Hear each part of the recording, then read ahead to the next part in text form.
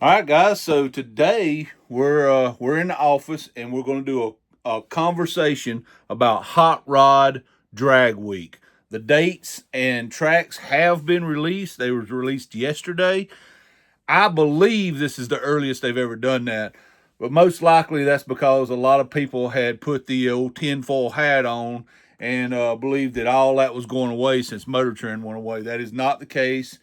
The company that does Drag Week, Power Tour, Roadkill Nights, all that is completely separate from the media company that done all the TV shows. So I believe they put out the dates earlier this year just to squash some of those rumblings. But today we're going to go over what the dates and tracks are and what it takes to survive Hot Rod Drag Week. I don't know if you can see them. I've got one of the plaques back here, but I've done Hot Rod Drag Week 3 times and done some other drag and drive events. And I'm going to give you my take on how to survive Drag Week. Hang in there. Right after the intro, we'll talk about it.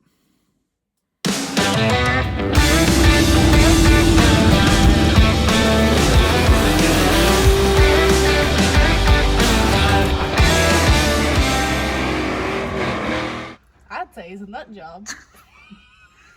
Okay, so first, what are the tracks and dates? I had to write them down because if I didn't, I'd forget one of the tracks or one of the dates. So it actually starts. The actual racing starts on Monday, September 15th, but you need to be there Sunday, September the 14th for tech and for you do your registration and all that stuff. So you need to be there Sunday, September the 14th. And that first one is at Maryland International Dragway in Budds Creek, Maryland.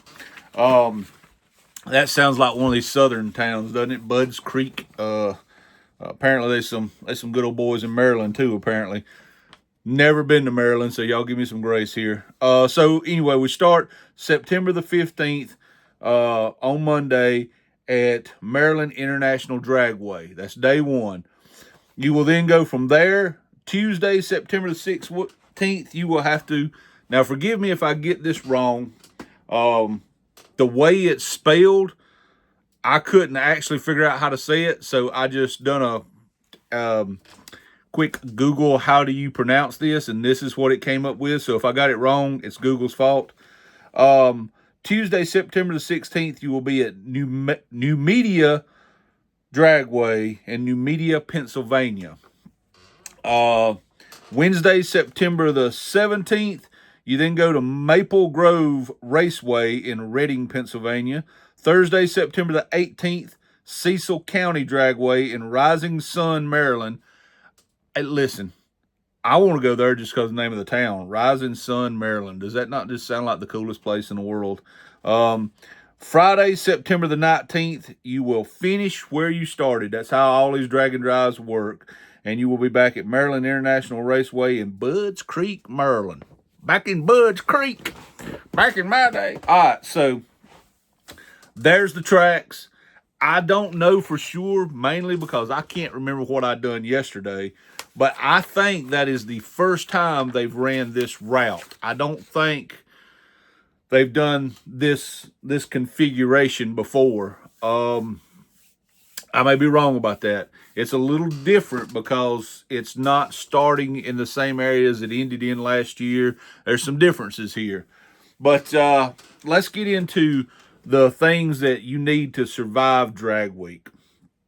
First off, I'm going to state two of the most obvious things that you need to do, that you need to think about.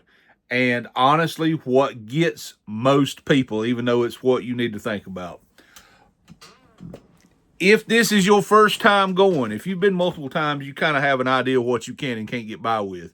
But if this is your first time going, your concentration does not need to be on let's build the baddest, meanest race car on the planet and go do Drag Week, because you will be taken out on the road.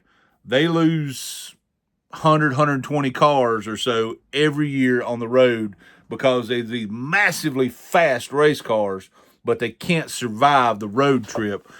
The cars can't survive turning 6,000 RPMs for an hour straight, going from one track to another, or whatever the case may be. What I'm saying is, you need to focus on a car that can survive on the road, and then make that car as fast as you can make it. If you understand what I'm saying, that is probably the most important thing you can do. The second most important thing you can do is your cooling system. Now, I live in South Carolina. I don't know anything about these areas.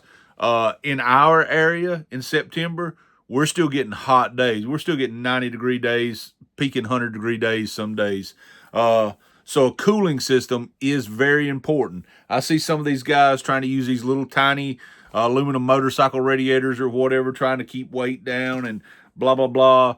That's not going to cut it on the road, not in our area. Now, in Maryland and Pennsylvania in September, maybe it's 70s. I don't know.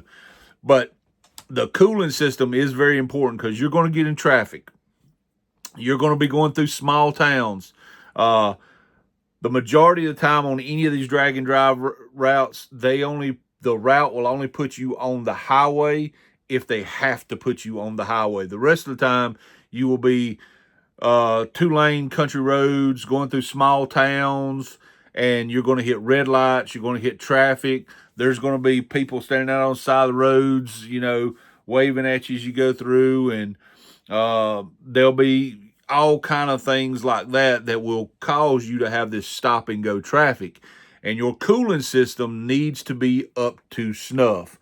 So don't take a full-blown tube chassis Pro Mod and think that it'll survive on the road. You need to make adjustments and make sure you have a good cooling system.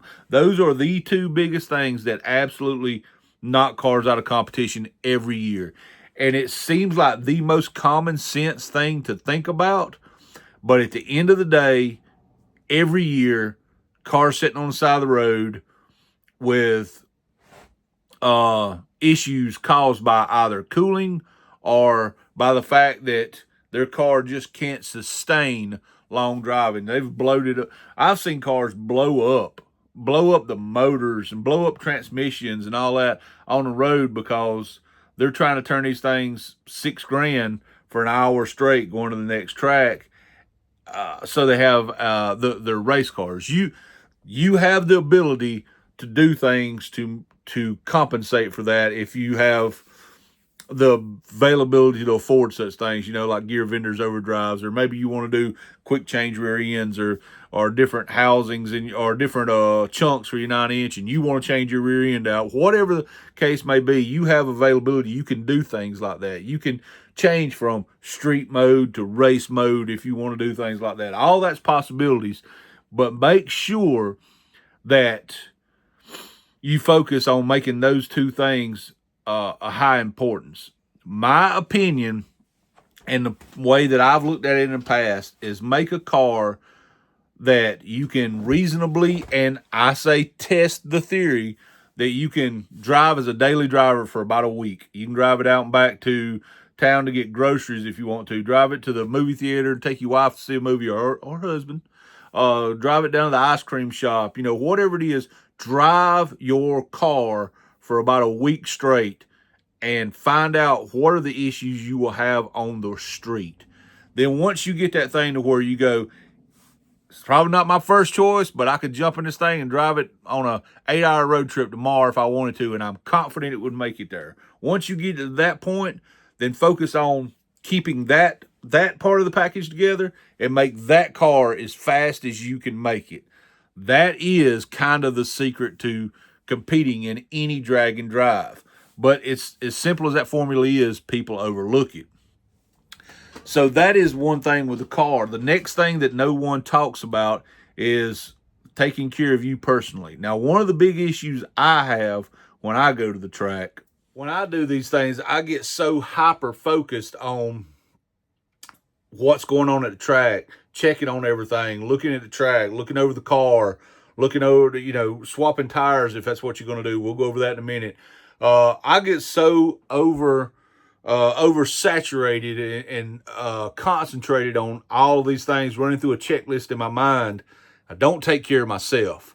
Dehydration is a real thing. Make sure you have water with you at the tracks. Make sure you carry packs of crackers. I mean, these little Captain Wafers or peanut butter crackers, these little packs of crackers, whatever. Have something with you, because I know for a fact that personally I have got so involved in what I was doing to get in the car ready. The next thing you know, I'm sitting over and I'm starting to feel bad because I haven't touched any food since breakfast or something, and it's, late in the day, and I haven't drank anything, so now I'm getting dehydrated.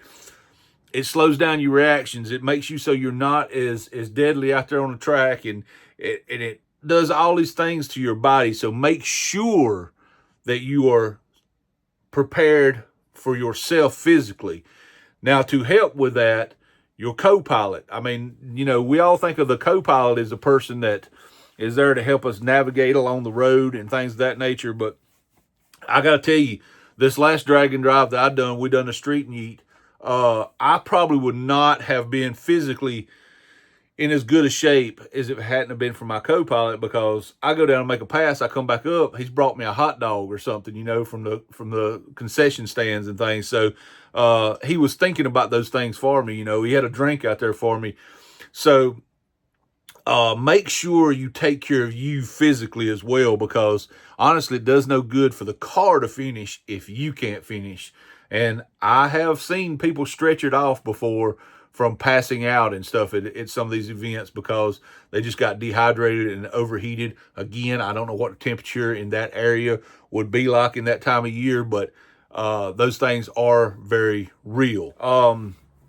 Now, as far as parts go, the rule of thumb that I have always followed on this, I carry any parts with me that I don't think I can get at a auto parts store.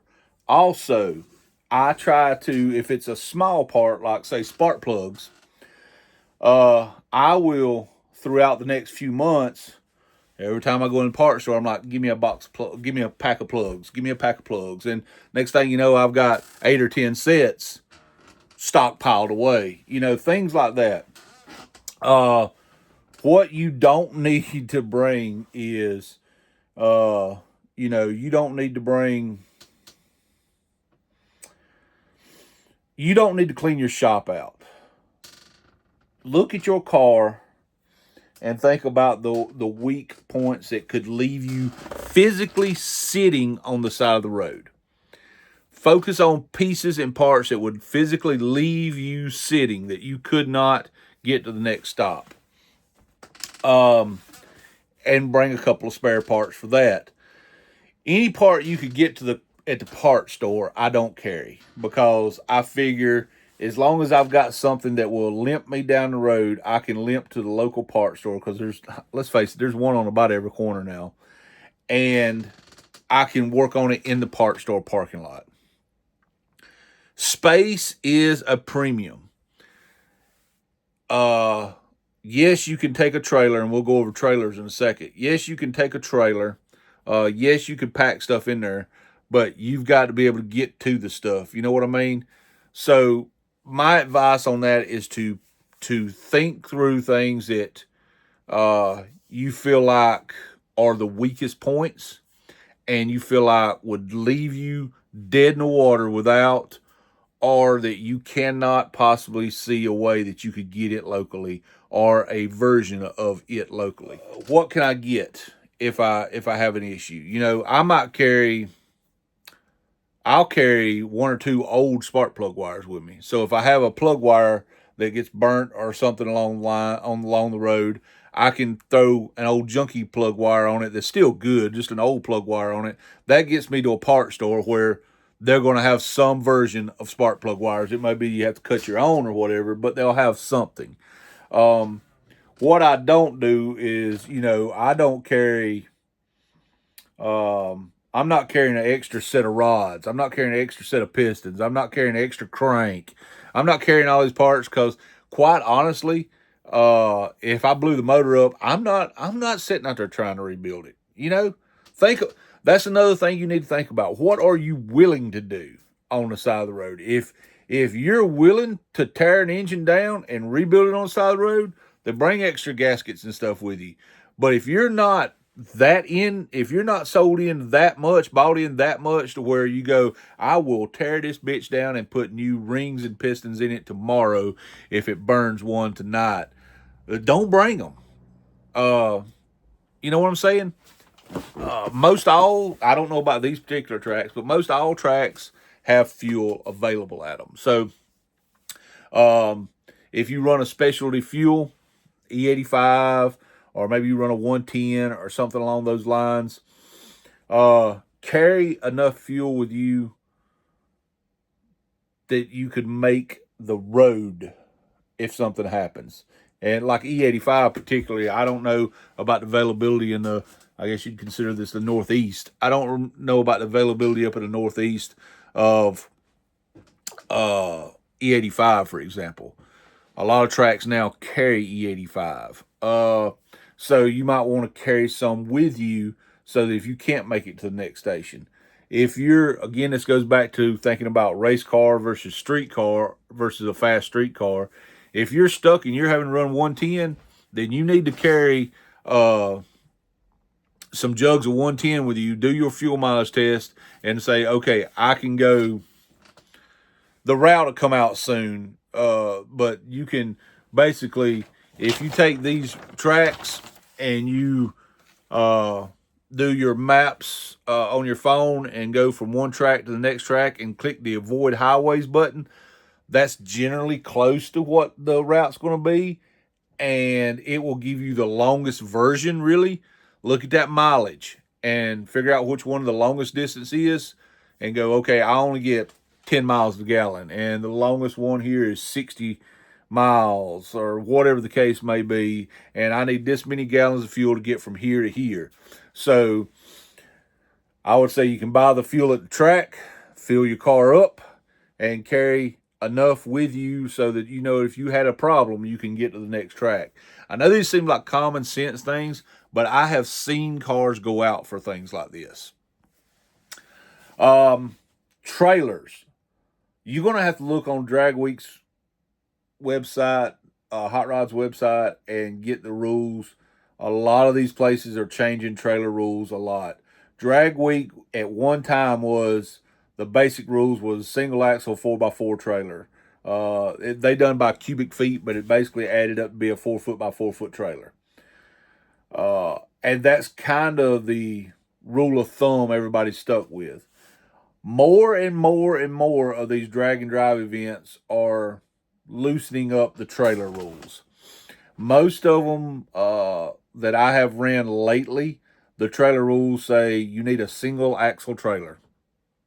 That's the rules. Basically, keep in mind, you've got to tow this thing. So you got to be able to tow it and tow whatever's in it. So if you're gun-ho and you want to pack it with 5,000 pounds of junk back there, then you've got to tow that 5,000 pounds of junk.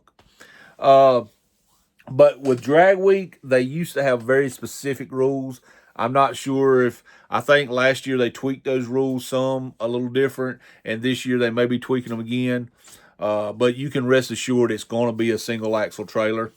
Dragweek was the only one I knew of from the start that's always had a very specific size.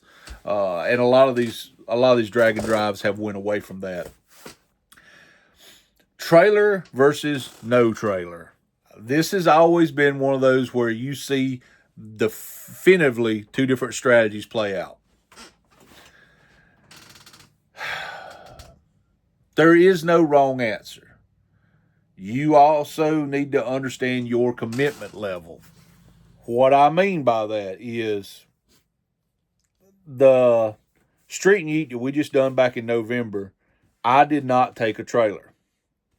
If you do not take a trailer, when you pull up there, you're having to unpack every single thing you brought out of your vehicle, car, truck, van, whatever you're running. You've got to unpack every single thing out of it to make your pass, to come back to repack every single thing that you took out of that car.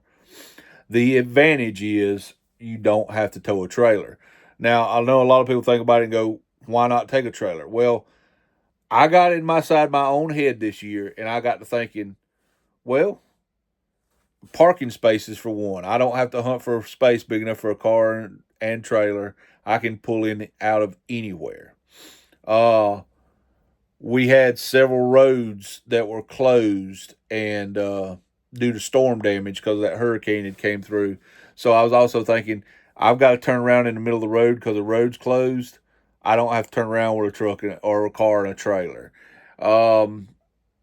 There were several reasons in my head that I thought no trailer would be the way to go.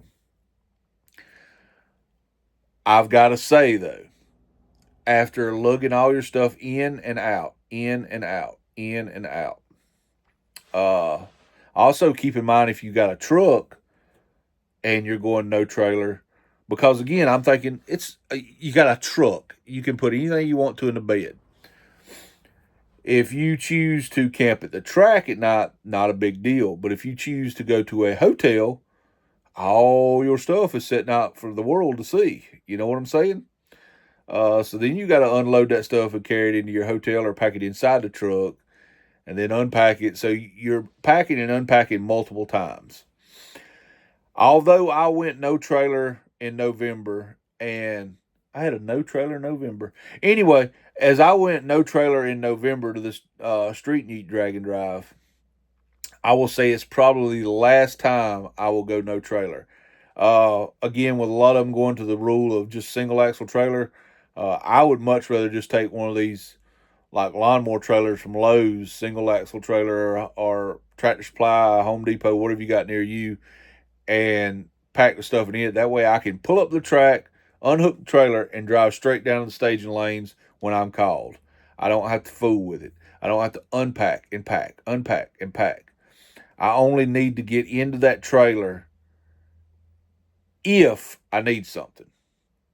Now, again, if you've got an open trailer, you run into the same issue if you stay in a hotel.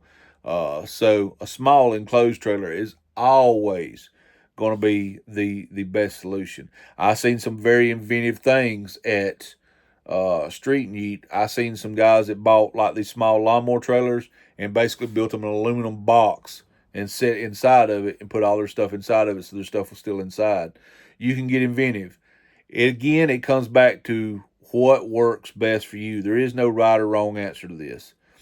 I got inside my own head and got to thinking about, parking spaces and turning around and things like that. I also got thinking there's 2 more tires that I have to deal with. There's 2 more bearings and wheels that I have to deal with. There's more lights that I have to deal with and all this stuff, and I just don't want to deal with all of it.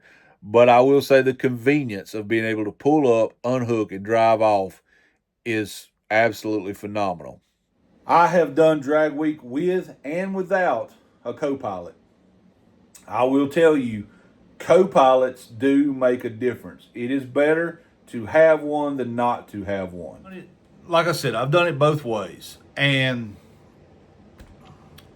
a co-pilot really is a much added benefit to you when you're doing this.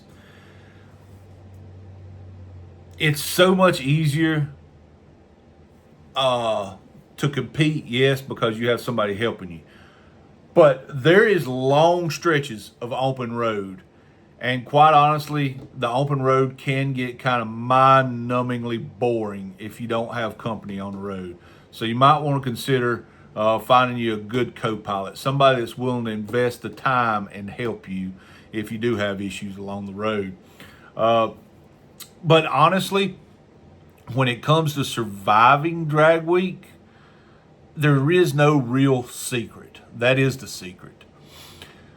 When it comes to surviving Dragweek, the most important piece of advice that I can give you is to have fun with it. Now, I know sometimes that's kind of taboo to say that in drag racing because everybody wants to be the fastest on the property. And I understand that, but everybody can't be the fastest on the property. There is no participation trophies in drag and drive. Have fun with it. Go out and make good solid passes. When you get out on the road, hang around with the other drivers. Get into some of those shenanigans, you know what I'm saying. Have fun with the other drivers. Make it fun. When you go to the checkpoints, enjoy the checkpoints. Enjoy it like it's a vacation that you get to make at minimum, 5 racetrack passes on. Enjoy it. It is fun. Make it fun. You will have a great time as long as you allow yourself to have a great time. Don't get upset about traffic. Don't get upset about the long lines in staging lanes. Don't get, because those are going to happen. You have 300 cars trying to go down one track in this amount of time. It's going to happen. Slowdowns happen. You're allotted so many hours in the day, and they will call by class, and they will classify you when you get there. You'll get an A, B, C, D. I think last one I went to, I was M or something. I don't even know. They will call you by groupings of classes. And then at the end, they will start having all calls where everybody can come up with. The faster cars are always going to be the first ones to get to go down because they are the ones they figure take the most time to get them ready for the road. You are going to have all your street legal stuff working. You need to have headlights, turn signals, a horn, brake lights. All that stuff needs to be working on your car. So yes, you do have to go through that with tech. But please, just enjoy the event. It is such a moment in time where all they want you to do is have fun. How many places and how many times in your life do you get to go somewhere where the goal is for enjoyment and to have fun with your hot rod? There's not a lot of those places left and not a lot of those events left. So please take advantage of that and enjoy Hot Rod Drag Week to the fullest potential of what Hot Rod Drag Week can be for you. And you will become hooked on it. And you will fall in love with these events. And you will look forward to the next event. It becomes a little mini family reunion because the same people do these things all the time. The diehards that really enjoy it and really understand that it's about having fun. And once you get into that, you meet these same people each one and you start to have these conversations. It's like about family reunion again. You get to go out, hang out with these same people again. There's nothing on earth like a drag and drive. It's the road trip. The road trip between tracks is so amazing. Let me give you this image to put in your head for a second.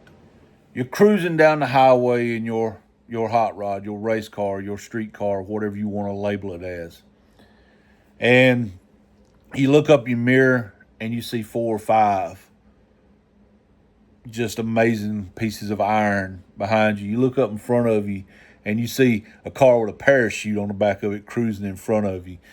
And then you might have to dart off and get on a 4-lane for 4 or 5 miles down to an exit to go to another one. And then you're cruising down the highway and to your left, there's I don't know what's your thing, but we'll try to include everyone here. You're cruising down the highway and you look in front of you and there's a 59 Ford Fairlane up there with tires fatter than J-Lo's ass. And then over here on your right, there's a old Chevy 2 over here that you look over and it's rumbling your windows, and you see this full cage inside this car and guys in there with little microphones on having to have conversations with themselves going down the road, and you look up in your back window way back there and there's a Mopar. Just kidding, guys. Just kidding. Just kidding. I mean, maybe over here in front of this Chevy 2 over here to the left is there's an old I don't know what it is. I think it's an old milk truck, like a 40s milk truck that I've seen at 2 or 3 of these that will wheel stand when it leaves, and it's cruising down through there. And you know you're riding down the highway with cars, 5-second cars, whatever, 6-second cars, whatever they may be in a quarter mile. The drag and drives that we do locally are 8th miles, so it's street and yeet. I was literally cruising for a little while beside a car that I think ran like a 416 or a 420 or something like that, and we're just cruising down the highway together. So yeah, it's an amazing experience for the racetrack. But those cruises in between, I'm sorry, ADD's kicking in. Those cruises in between the tracks, that is, if you will allow yourself to soak up those moments, man, that is something that will absolutely change your life. Those moments are what will absolutely get you hooked on drag and drives. And those moments are what will make you keep coming back and coming back and coming back. You could ask me, the first year I done Dragweek was 2022, I believe. You could ask me what times I ran in 2022, and I have no idea. I don't even freaking remember. I'd have to think about what vehicle I even took, because I take a different one every time I go to any of these. But I can remember conversations, and I can remember part of the road trip, and I can remember the people I talked to at the track, and the conversations I had standing in the staging lanes. Don't miss those opportunities. Yes, the staging lanes are packed way back. Just conversation time. The most recent one we done, the street and eat. I remember the checkpoints, getting out, and one of the checkpoints had a taco truck there. You know what I'm saying? And got out, and it was like a parking lot just slammed full of race cars, parachutes, and fat tires, and blowers sticking out of the hoods, and turbos hanging off the side of stuff, and all this stuff. And we're all standing around in the parking lot eating tacos, having a conversation. Those are the things you will remember the most, unless, of course, you win and you have the big jacket hanging up if you win Dragweek and all. But that's where it's at. If you allow yourself not to get so wrapped up in details that might not go the way you had them planned, you will have the greatest time of your life. So I urge you, if you've ever considered it, do a drag and drive. They will alter your perception of racing. Yes, you will have to work when you get to the tracks, because you'll have to, whether it be change your tires out, or whether it be swap your spark plugs out, or whatever. Things will fail and you will have to work on it. But those moments in between, the times in between, you will have so much fun. You will have so much joy in that event that you do, that you can't even grasp it in your head if you've never done one. It's those moments in between. The track and the track, that's business. And you can have fun there, and you can enjoy those. And that is ultimately why you do Dragweek, right? To make a pass. But these times in between, that's where you make memories. You make a pass here, you make a pass here, you make memories here. Such a life-altering event to do a drag and drive. I can't imagine not doing them anymore.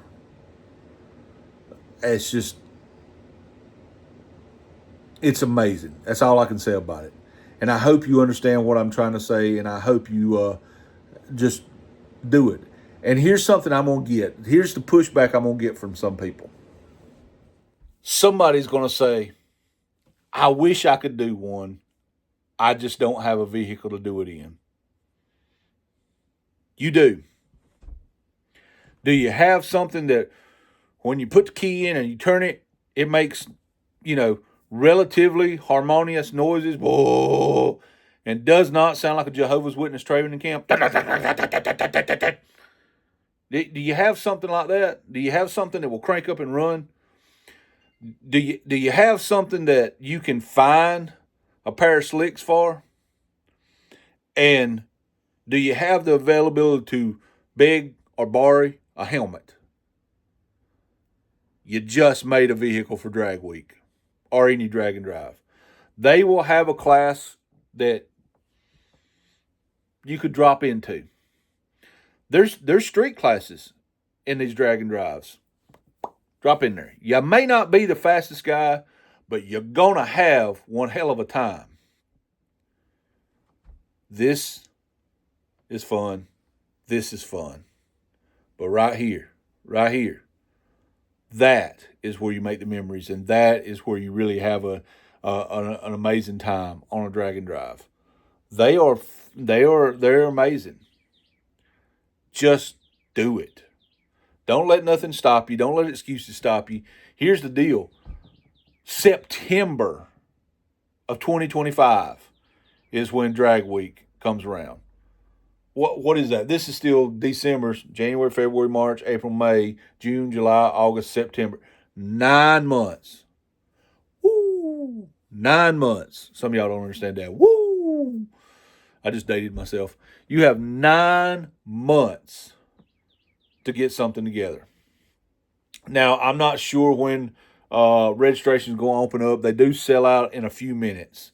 So everybody can't get in. There's about 300 spots. What I'm saying is get in, get signed up. When registration opens, you'll have to keep an eye on Hot Rod's website. When registration opens up, sign up. You've got plenty of time. Plenty of time to get something that you feel like is roadworthy and you can take on a road trip. And somewhat safe. It's not that hard if your goal is to have fun. Now, if you're going to try to win it, you should have started 3 years ago and started building your car because you're going to need something. But if you want to go out and have a life-altering event and enjoy this, 9 months is plenty of time. Guys, thank you so much for watching. I know this wasn't a work-filled video, but hopefully this was a motivation-filled video and gets you to get out there and just enjoy those old hot rods. Hey, guys, we're close to 10,000 subscribers. That's kind of life-changing for me. I can't even fathom the greatness of 10,000 subscribers. I'm about 200 and some change away. So if you haven't done that, please do. We should have the rest of the parts in for the Galaxy. There's the Galaxy when I first started with it. We should have the rest of the parts in for the Galaxy to get that thing fired back up and running by the end of the week. I think the tracking number I got says they'll be here Friday. So hopefully we'll get to hear that car run again really soon. And then, well, Shady Side has testing year round, so we're going to be doing some running with that car, and we're going to be getting that car ready. That car is going to be ready for the drag and drive stuff. Yeah. I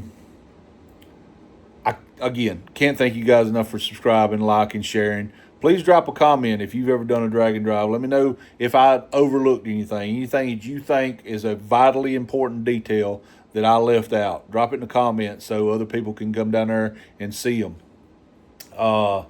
It's just, I enjoy them so much. And honestly, I was the guy that used to say, I don't get the point. What's the point of drag and drive? I don't understand. Why are we doing drag and drives? I don't see the point in them. We're not actually racing anybody. Drag and drives, if you haven't done one, drag and drives, you get a time slip, turn it in at the end of the day. The lowest ET over the week wins. So the guy in the other lane, what he does doesn't matter because you may be racing in a different class. I just didn't gather in my head that drag and drives was anything important or anything that you needed to do. After I'd done one, I am absolutely hooked like a crackhead that won the lottery. I'm eating them up. So, God bless y'all. Hope the Lord bless you more today than he did yesterday. To him be the glory. Guys, we will see you on the next one where hopefully that car right there is a runner. First time in a year that I touched my car was in the last video. If you hadn't seen that, go back and check it out. We'll see you on the next one.